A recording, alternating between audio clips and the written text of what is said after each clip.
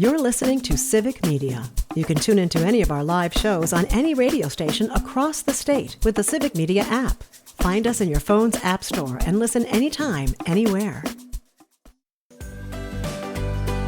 Good morning. Welcome to Mid-Mornings on Civic Media. My name is Greg Bach. I am your host, coming to you live from Radio Park in Racine.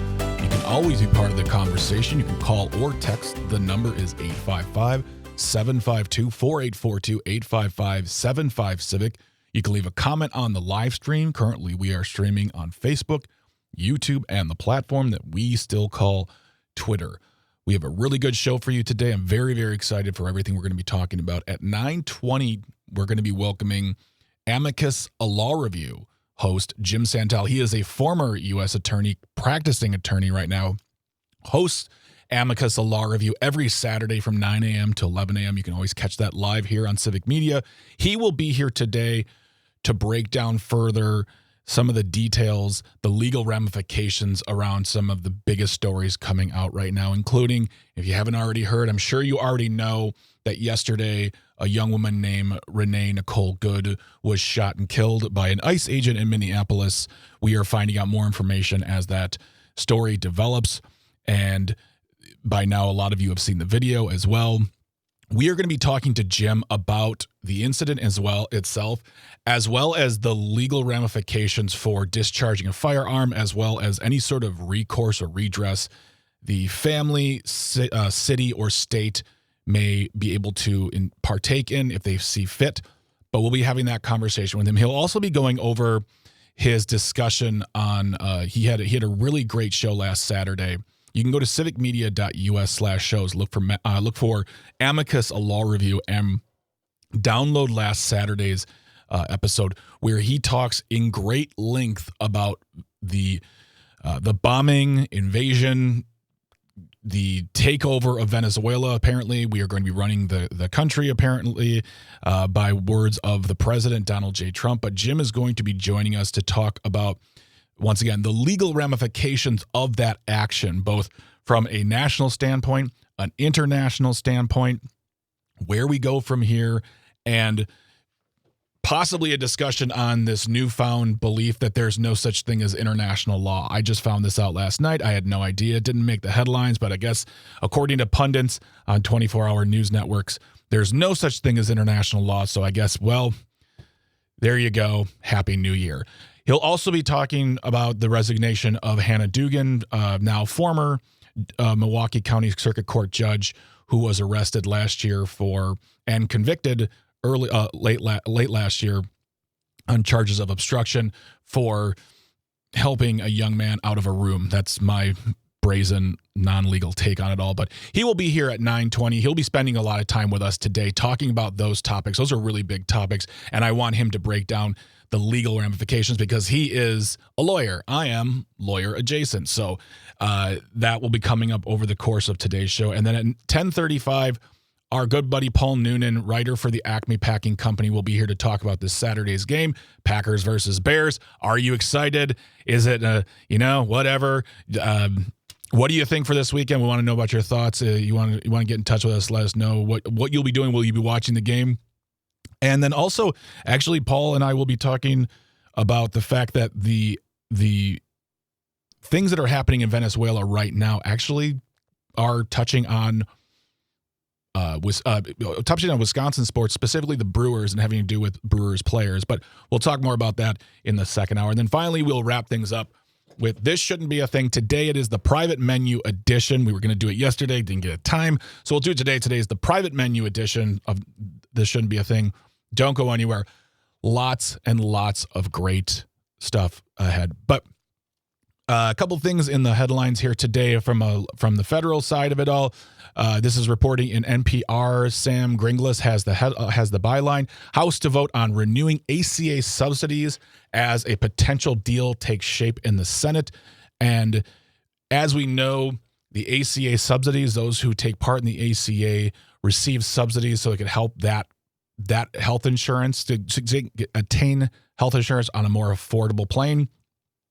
The subsidies were set to, and they did expire at the end of last year. And it was a big, big sticking point during the government shutdown.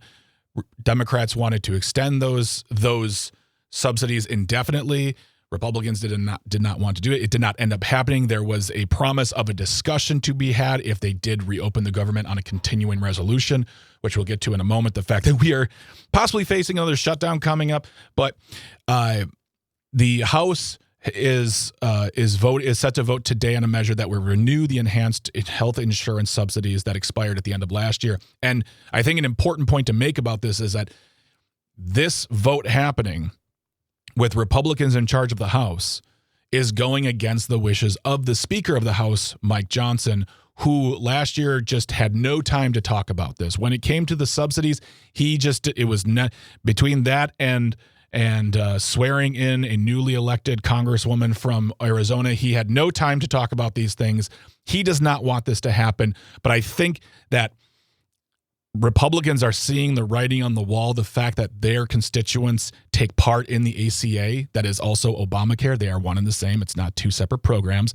They are taking part in this. They are seeing people face really hard times with trying to afford to get health care. They're hearing from their constituents, so they're bringing it up for a vote. The problem is that it looks like it's going to pass, but it does not look like it has much of a future in the Senate. The Senate is looking towards a more bipartisan, quote unquote, fix. They call it a deal on a compromise bill for the Affordable Care Act subsidies. This is coming out of the Senate.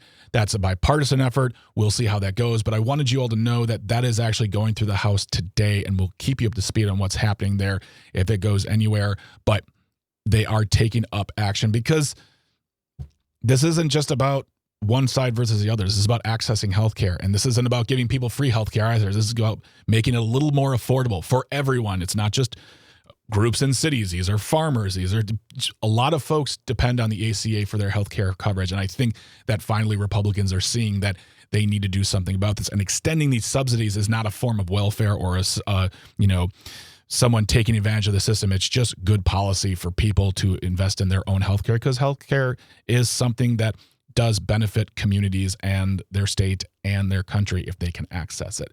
On the other side, going to the state side of the news, yesterday we were talking about all of the bills that are being put through the Wisconsin legislature for the next few weeks, because we do have a short work year this year. This is the year after the budget, so that means that they're going to get a nice, long, crispy, well-paid vacation, so they got to get all the work they can get done.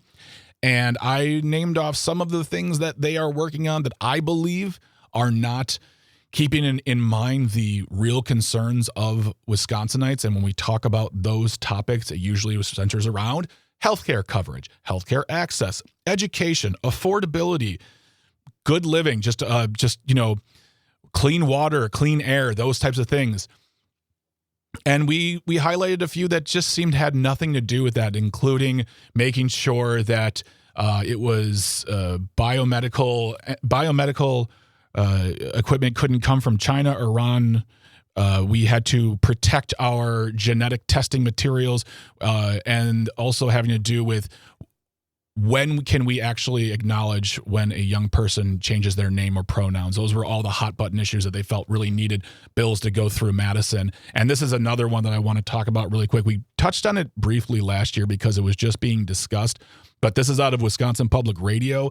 Anya von Wagentank has got the byline on this one. She's been covering a lot of these stories coming out of Madison with regard to the bills in the new session. And this one is Wisconsin Republicans weigh proposals to expand access to firearms. That's right. We're talking about firearms again. Republican state lawmakers are considering proposals that would increase access to guns in Wisconsin, including one that would make it easier to carry concealed weapons and another that would further enshrine gun rights in the state constitution. Currently, if you want to hold a concealed carry firearm, you have to go through what I have been told by some who've gone through this is very minimal training and or certification, but some feel that even that is just too much. So they are talking about getting rid of that altogether, so I can just walk into a shop, buy a gun, put it on my hip, and then there you go. There's no background checks. There's no anything like that, because they feel that a 4 to 6 hour class is just it's just trampling on my freedoms, just trampling on all of my freedoms. So we got to get rid of that. And they want to take it one step further because in the state constitution, this is something that this is something that always seems to come up when they can't legislate it properly. They want to put it in the Constitution all the time. They want to always enshrine things in the Constitution. Right now in the state constitution, it says currently regarding firearms, quote, have the right to keep and bear arms for security, defense, hunting, recreation, or other lawful purposes. It states that the right is quote, fundamental, but it is not absolute. That is in our state constitution. The proposed change would redefine that right as, quote, inalienable, and that, quote, any restriction on that right shall be subject to strict scrutiny. That refers to a high legal standard in which challenges must be motivated by achieving a compelling state interest. This is all coming from the story written by Anya von Wagendonk in WPR. That story will be linked in the show notes today. And this is, yesterday we're talking about sex education with kids and what they should be watching and what they should be told as far as, they're not being told how to have safe sex. They're being told, abstinence is the preferred model for them to use. I don't hear parents talking about sex education in schools as a major concern for their family or for their well-being here in the state. They're talking about, can they afford to send their kid to school? Can they afford to, pay their house? Can they afford to pay for their car? Do they want to have a good future for their kids? Things like this, access to firearms is also something. And when we do hear from people, it's like, hey, maybe red flag laws, maybe some background checks, maybe things that most Wisconsinites and Americans agree on when it comes to firearms. Meanwhile, in Madison, our lawmakers are saying, you know what, let's just make it a free-for-all. And let's not talk about education. Let's not talk about child care affordability. Those are things that do not need to be discussed at this moment because I have more important things to discuss, and that has to do with whether or not, I'm trying to. There was one from yesterday that just was a kind of ridiculous too. It was, oh yes, we need to make sure there's a bill that tells insurance companies that they cannot cover organ transplants that have been harvested illegally through organ donation, intimidation, robbery, things of that nature. That's what we need a law for, not investing in our future, not protecting our children. It's more about let's make sure everyone has a gun and no one can get a new heart out of some illegitimate country here. So I just feel like these are the moments where we need to talk to our lawmakers. They have a short work year, as we've said. They're going to be going on break very soon. And if you want to talk to them, go to myvote.wi.gov. Tell them the important things you want them to deal with. Tell them the important things you want to enshrine in law and make them understand that this is an election year. And we will be watching closely on who's running for the job again and who wants the job because we want real leadership in this state for us, for our future, and for the country. So when we come back, we're going to be speaking with Jim Santel, who is the host of Amicus, a law review. He is on every Saturday from 9 a.m. to 11 a.m. You can catch that all the time. You can find it on the website, download past episodes. But we'll be talking about Minneapolis, Venezuela, and Hannah Dugan, the next chapter in that story. But don't go anywhere. You're listening to Mid Mornings on Civic Media. My name is Greg Bach. Stay tuned and stay close. You're listening to Civic Media. Stay up to date on the latest news and information for your local community and Wisconsin by signing up for our free email newsletter. Visit civicmedia.us/email to get started. Welcome back to Mid Mornings on Civic Media. My name is Greg Bach. I am your host, and I am here with you for the next, hour and a half, hour and 40 minutes. We're going to have it's a great show for you ahead, and we're coming to you live from Radio Park in Racine. I've got Calvin on the boards. I didn't say hello to him yet. Hello, Calvin. How are you this morning? I'm doing well, Greg. It's Thursday. We're almost to the end of the week. I honestly, that is ridiculous to me. It's like I was talking to a coworker of ours yesterday, and we're like, it's Wednesday. It's almost Thursday. What is going on here? But that's what they call the March of Time. So time marches on through the rest of the morning. We still got a great show ahead of you at 10:35. Paul Noonan from the Acme Packing Company will be here talking about the big playoff game against the Packers and the Bears, as well as how the actions in Venezuela are touching on the Milwaukee Brewers. So you want to stick around for that. And then at 10:52. We're going to be doing This Shouldn't Be a Thing, private menu edition. So stick around. It's going to be a wonderful, wonderful show. It gets even better now because of our next guest. He is a former U.S. attorney, currently a practicing attorney, host of Amicus, a law review, every Saturday here on Civic Media from 9 a.m. to 11 a.m. Mr. Jim Santel is our guest. Welcome back, sir. How are you today? Greg, good to be with you and Calvin once again. It is Thursday. No drought of significant news. And I suspect, as you indicated for your listeners just a few moments ago, once again, your mid-mornings broadcast here is going to be all about law school, isn't it? We have to go back to law school to understand what is going on in America, do we not, my friend? Do we not? Indeed, we always do, especially when we talk to you, because you're kind of like our lawyer on retainer here. I retain you with friendship and in the occasional pretzel bite. But I wanted to open the show up today with your discussion on Venezuela, because last week on your show you spent a majority of your time discussing that issue. But, and we will get to that, I think I'd be remiss if I did not start with the breaking news out of Minneapolis, which is the shooting death of Renee Nicole Good by an ICE agent in Minneapolis. We've seen the video. We're finding out more information as we hear from various officials of Minneapolis and Minnesota. We've heard from the governor. We've heard from the mayor of Minneapolis. We've heard from, I believe the police chief is about to make a statement as well. So there's more information coming out, and I don't want to get deep into the speculation of it all, because I feel like that is what everyone else is doing. What I want to do is talk to you, Jim, about the legal ramifications of all this. What are the legal questions that are called in when looking at an incident like this in Minneapolis? From your experience, what are the first things that pop into your mind? Sure. And again, I think you've got it right from the start, Greg, which is none of us wants to assume that we know everything that happened, right? And we've got the video, tells us an awful lot. Mm-hmm. We'll tell maybe one day a jury, which we'll get to, an awful lot about what happened.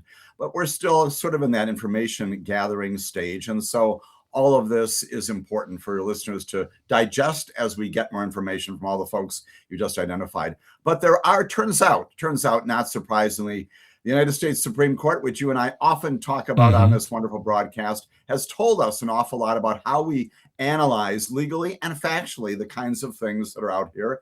I know that you've got many listeners who enjoy this kind of thing. We can talk about a case called Graham versus Connor way back in 1989. Another one called Tennessee versus Garner in 1985. This law has been around for a long time. And the point of that is law enforcement gets schooled and trained on this on a regular basis. So what do those cases say? Again, two different cases to the same end. The fundamental notion is that this is a Fourth Amendment issue once again. Lethal force, which is what we have here. We've got a law enforcement officer firing into this van. As you said, it's a 37-year-old. She is a United States citizen. That doesn't make a difference, again, under the Constitution. But the question is whether or not that action was objectively, not subjectively, objectively reasonable under the Fourth Amendment.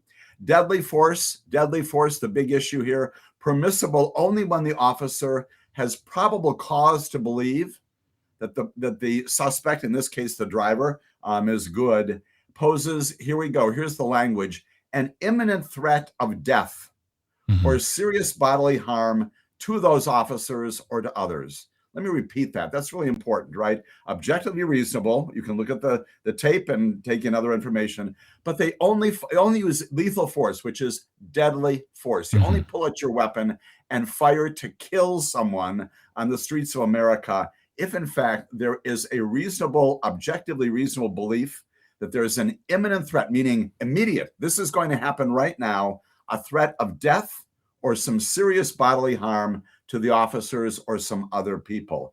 And again, other things we can put on the table here as we unpack all this. Believe it or not, there's another case from just this past May in 2025, Supreme Court basically saying, when you analyze that, it's a case called Barnes versus Felix. We talked about it on this show one morning. The reality is that you look at all the circumstances. You don't just look at the specific snapshot of what happened.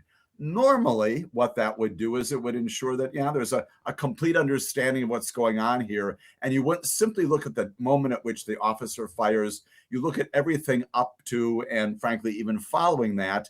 And usually that puts things in some context. Was the person doing something to create this imminent death, a threat of death or harm? What was going on? And again, in this Barnes versus Felix case, the Supreme Court said, you look at everything. You look at things coming up to the event, and then afterwards. And the question that Americans and you and I and listeners need to look at is, again, whether or not under this circumstance, we can talk more about the facts after more here, but whether there was this imminent threat of death, and that's objectively reasonable. I would offer that it was not there. And we're going to talk more about that on the other side. Go grab some snacks, grab some water, come on back. We're talking to Jim Santel, host of Amicus, a law review on the shooting death by an ICE agent in Minneapolis yesterday, talking about the legal ramifications of it all. But we're going to continue that discussion on the other side. Don't go anywhere. You're listening to Mid Mornings on Civic Media. My name is Greg Bach. Stay tuned. Stay close. Good morning. Welcome back. Mid Mornings on Civic Media. My name is Greg Bach. I am your host, and you are listening to us live from Radio Park here in Racine. If you want to get in touch with us, you can always call or text. The number is the same, 855-752-4842. Leave a comment on that live stream. We are currently live streaming on Facebook, YouTube, and the platform that we still call Twitter. Still lots more ahead, including a discussion with Paul Noonan at 10:35 about Packers-Bears game this Saturday, as well as how Venezuela is touching on the Milwaukee Brewers. So you don't want to miss that conversation. And then wrapping it all up with This Shouldn't Be a Thing. Today it's the private menu edition. So be here, be now, be informed. We got Mr. Jim Santel as our guest, talking further on the events yesterday taking place in Minneapolis. An ICE agent shot a woman, Renee Nicole Good, to death while she was, it is believed that she was trying to get away in her car. And now, less than 24 hours later, Jim, everyone seems to have their opinions on what happened. We are, I've looked at the video. I have my opinions, and I'm sure we'll talk about that in a minute. But we're talking about the legal ramifications of all this because Jim is the host of Amicus, a law review here on Civic Media every Saturday from 9 a.m. to 11 a.m. You can check that out. You can always download episodes if you missed them on civicmedia.us/shows. But Jim, you were talking, you were starting everything out really just kind of giving a background on what will justify the use of lethal force by a police or by, what would ICE be? They're not police officers, law enforcement, I guess? Law enforcement generally. Yeah. I think that's fair to say. Yeah. I don't think anybody would dispute the fact that they're in that capacity. And again, the question, as you and I, listeners, and all those other folks you made reference to are thinking about today is, okay, when you look at that video and you've got at least one, maybe even two views of that, is it reasonable? Is it objectively reasonable to believe that that officer who is at the front of that van as Ms. Good is undeniably fleeing the scene, we'll get back to that in just a moment, is it objectively reasonable to think that that officer had a reasonable belief about an imminent, meaning immediate threat of death or some serious bodily injury to him or others? What about that incident prompted that officer to think that someone is about to die? And for that reason, what I've got to do is I've got to fire my weapon into that van to kill her. That and again, you look at that, and notwithstanding what our president has said, our Secretary of Homeland Security has said, it is very, very difficult, if not impossible, to look at that and say, yes, imminent threat of death, as you just said, Greg. She's plainly fleeing the area. She is plainly trying to get out of the area, and no indication at all that she poses that kind of threat. That objective reasonableness is the way in which this case should be analyzed. Well, and that's where it leads me to a few points is that one, I would say within an hour, if not less, the narrative of she was trying to run him over was being proposed and was really, that is what every person who supports the president is saying now. She was a terrorist. She was radicalized. She was trying to run them over. She is, she got what she deserved, even though a few months ago we were talking about how terrible political violence is. Like that sort of rhetoric as it festers within our various forms of media and social media, because I don't want, like, the fact is as I said earlier, it's so fresh, it's so new, we don't know a whole lot.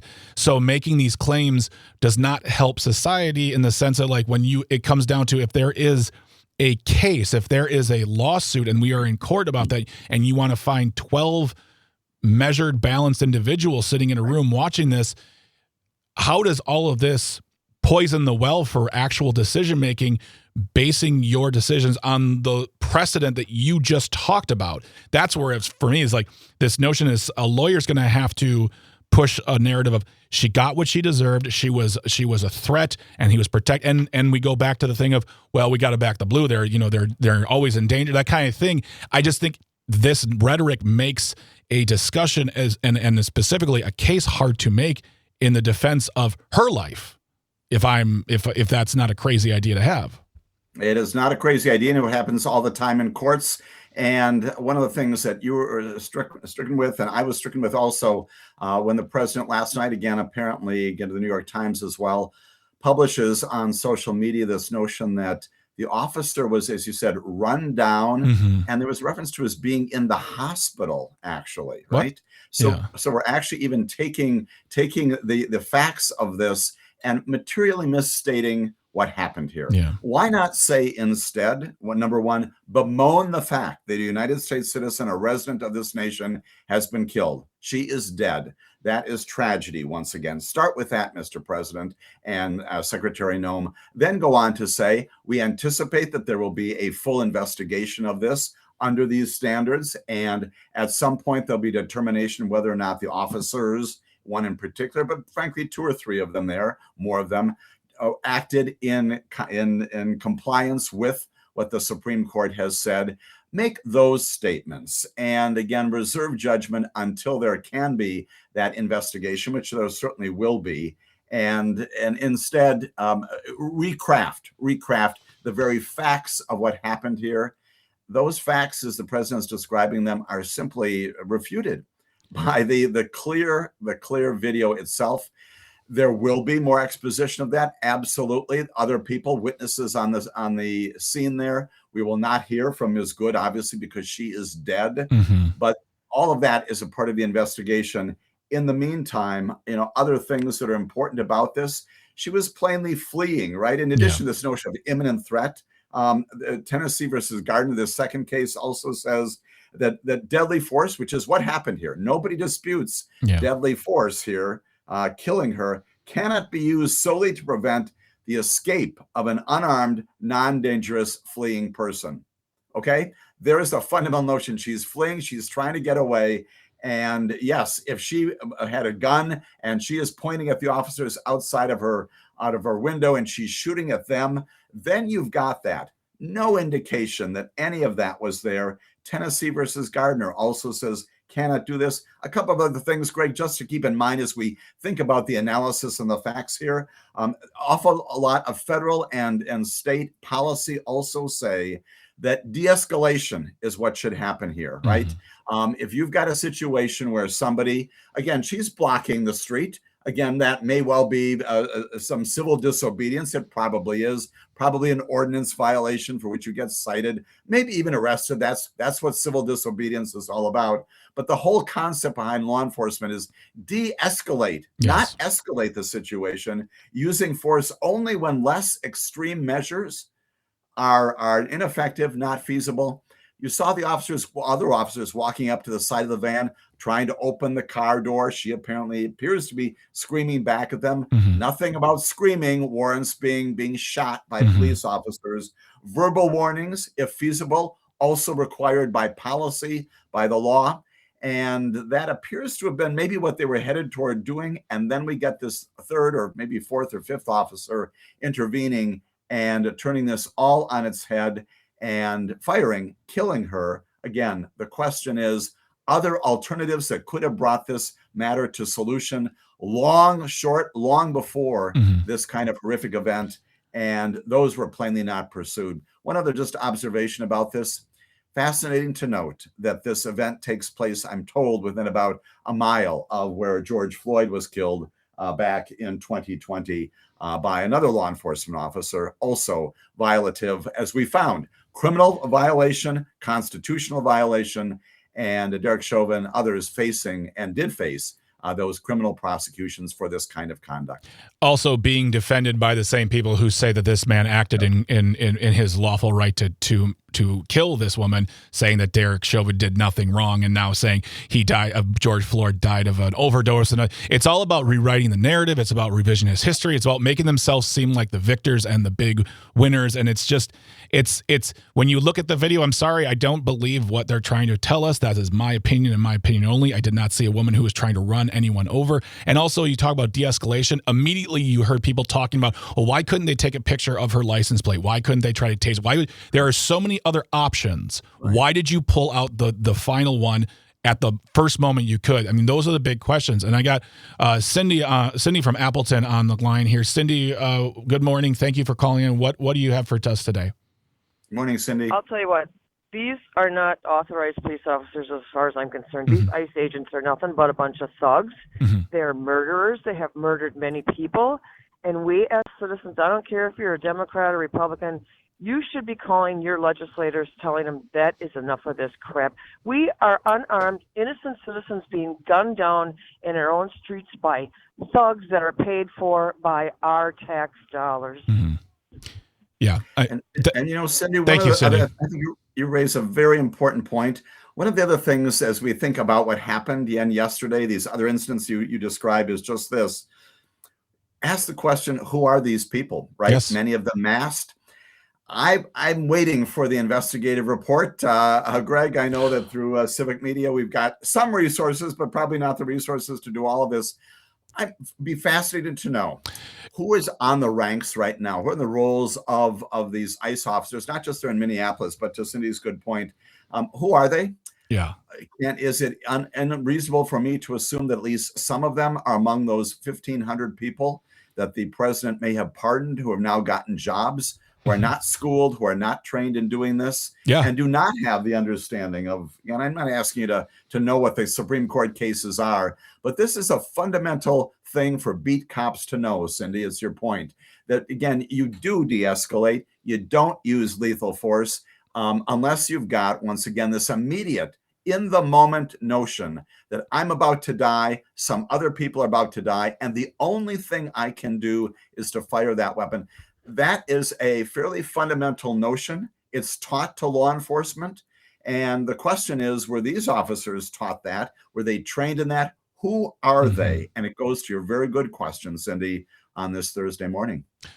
Jenny on the live stream says, from my understanding, ICE agents do not have the same legal authority as, say, local law enforcement. Does Jim have more on what distinct federal authority agents have distinction and do not have? And she goes on to say, officers do not equal agents. And I'm gonna have you answer that with your thoughts after when we come back. And I also then want to touch on the question of what is the legal recourse then for the families involved, for the municipality, the state, because we've heard from both the governor and the mayor that very unhappy about this, of course, very not with the policies of Donald Trump, which some say would be maybe the reason why Donald Trump sent ICE agents to Minneapolis because of the daycare scandal, which is that's a whole other rabbit hole I don't know if we have time to get into. But I want to talk about where do families and local government go from here after we see such a horrible show of force based on what looks like very little training from a man who is masked. And now we have to find out who this is. But more with Jim Santel when we come back. He is the host of Amicus, a law review. That is on every Saturday from 9 a.m. to 11 a.m. here on the Civic Media Radio Network. Don't go anywhere. We're talking more about the incident in Minneapolis yesterday, but we take your calls and your questions and your communications here on the phone line, 855-752-4842, 855-75-CIVIC. Leave a comment on the live stream, but we'll be more in a moment. Stay tuned. Stay close. You're listening to Civic Media. Find the latest news, information, and archives of all your favorite shows on the Civic Media website, civicmedia.us. Welcome back to Mid Mornings on Civic Media. My name is Greg Bach. I am your host, coming to you live from Radio Park in Racine, along with Kelvin Butenhoff on the ones and twos. We are your guys for the next hour or so. You can always get in touch. You can always be part of the conversation. Call or text 855-752-4842, 855-75-CIVIC. Leave a comment on that live stream. We are currently streaming on Facebook, YouTube, and the platform that we still call Twitter. Still lots of great show ahead of you, including Jim is going to be here in the second hour to discuss what's going on in Venezuela, how that has legal ramifications both at home and abroad, and this notion, I guess, that international law no longer exists. So congratulations, I guess. That's a new thing I just heard about. And then at 10:35, we'll talk to Paul Noonan about the upcoming playoff game between the Packers and the Bears and why Venezuela actually has effects on the Brewers. So you don't want to miss any of that. Still lots more ahead of us. If you're just joining us now, we have Jim Santel here, who is the host of Amicus Law Review. It is on every Saturday at 9 a.m. till 11 a.m. on the Civic Media Radio Network. Can't catch it live? That's fine. You can simply go to civicmedia.us/shows, download the episodes there, and listen to them at your leisure. I really implore upon you to do so on last Saturday's episode, especially for a very good discussion on Venezuela, which we will be discussing more in the 10 o'clock hour. But right now we are talking about what happened in Minneapolis yesterday with an ICE agent killing Renee. I'm sorry. It is Renee Nicole Good. I want to get her full name. Renee Nicole Good, as she was in the video trying to get away from ICE agents, she was shot and killed yesterday. And there has been speculation upon speculation. We are learning more as more officials are talking about it. But I brought in to bring Jim on to discuss legal ramifications of this. And something that I was thinking about yesterday was what sort of recourse or redress can family, municipalities, or states seek in a matter like this, where one of their own is murdered in what seems to be, by the video, in a situation that didn't call for this sort of use of force. So where do those groups go from here, Jim? Right, it's the concept of accountability, which is also one of personal the reasons, responsibility. Right? There it is, right? One of the reasons for our justice system, both civil and criminal, and there are avenues here. Again, we begin with the predicate, which is yet to be determined. What I was describing before, what we're talking about, Fourth Amendment, these are constitutional principles. And yes, indeed, they give Americans, resident citizens, rights to sue and also criminal prosecution. Let's talk about both of those. We talked before about the Derek Chauvin matter, again, back in 2020 involving George Floyd. It is entirely possible, and when, again, I look at this, at least initially, that murder allegations can be brought, right? Charges that you have engaged in homicide. Why? Because your conduct is, again, objectively unreasonable. It is not constitutional. You did not have a reasonable basis to believe that you were an imminent threat of your own loss of your own life or that of others. And again, this is the Derek Chauvin matter once again. Criminal prosecution by the state for a murder. And that can be both in the federal system and the state system. That is one option. Only the government can bring those kinds of lawsuits. But that's one form of accountability. Again, it's premised upon the notion that this law enforcement officer or officers, if proven and shown by the facts, has violated the Constitution. That gives you that criminal predicate. So that's the state. There's also, as you indicated rightly, Greg, another option for the families. Plainly, Ms. Good herself does not have this option. She is dead, but her families do have a right to prosecute civilly on her behalf, alleging a violation of her civil rights, basically the deprivation of her right to life. And again, that happens an awful lot. We have seen that in virtually all of these other cases.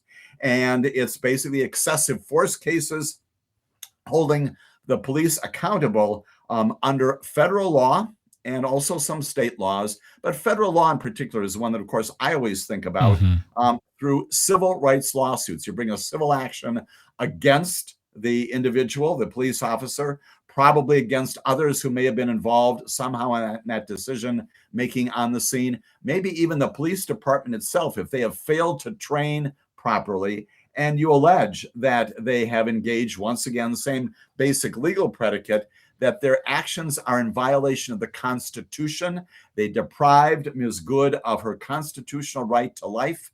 And for that reason, the family should be compensated. Again, hasten to add, no such thing as compensation when you have a dead a person here. You can't bring her back to life. Yeah. But these are situations where courts and juries have awarded great numbers of verdicts, large sums of money, including in the Derek Chauvin matter involving George Floyd and others, for violations of the civil rights of that person now held by the family. So criminal options here, which have to be looked at by local authorities, federal authorities, civil options also by the families and arguably others who may have been involved somehow in the deprivation of rights to life by previously were held by Ms. Good.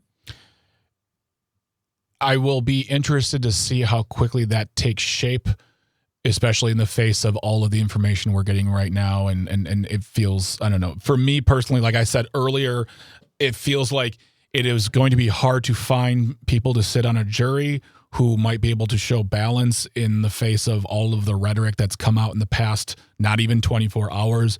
And especially when you try to pose a case where it is a law enforcement officer or someone, however you want to describe ICE, there's always an immediate sympathy and or bias towards them. So I'll be interested to see where that goes and how it plays forward. But what we're going to take a moment, get you the top of the hour news, come back with Jim Santella, who's the host of Amicus, a law review, and we're going to switch gears to Venezuela about the actions that took place last weekend by the Trump administration and how apparently we now have a new country we are running and what that means for national and international law. But don't go anywhere. Still lots of great show ahead of your mid-mornings on Civic Media. My name is Greg Bach. I'm your host. Stay tuned, stay informed, stay close. The national news cycle never stops, but it can be hard to find news about your local community. Civic Media is dedicated to providing quality local and state news coverage across Wisconsin. With the Civic Media app, you can get notifications about local stories that matter to you and your community. Find the free Civic Media app in your phone's app store and choose notifications from the menu to tell us what kind of news you want to hear about.